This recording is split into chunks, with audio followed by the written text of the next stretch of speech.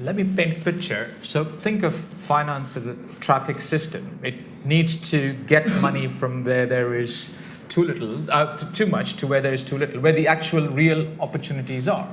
Now, what has happened over the past few years is that you had a whole range of vehicles. You had a public transport system, you had people driving their cars, you had speed breakers, the regulators keeping a watch, you had street lights so that everybody could see what was going on. And over time, those cars became big trucks, those big trucks became fuel tankers, started loading up on toxic products. The speed breakers were done away with, the street lights were vandalized, the traffic policemen were either bought up or were fired, and the public transport system was completely ignored. And what you had instead was drunken drivers, bank CEOs at the helm of very large fuel-laden toxic product trucks racing each other to get from A to B, where nobody really wanted to go to B.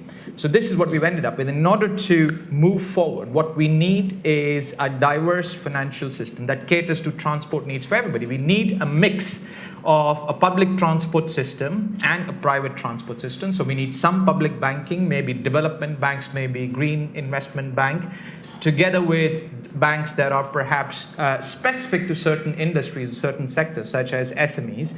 What we definitely don't need is drunken drivers. So we need to make sure that drivers only get paid when they deliver the goods safely the other end, that they don't get thrills by racing each other, but are benchmarked and paid by, both in pension funds and in banking, by the absolute return. Do they do the job that they're paid for or not? Not whether A arrives before B, or who gets a higher return in a particular year, or who outperforms the index.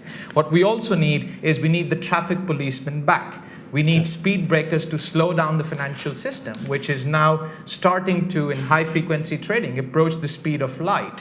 What changes one microsecond to the other in the world that justifies a change in the price of an asset? I have no idea, but I'm telling you it's not good.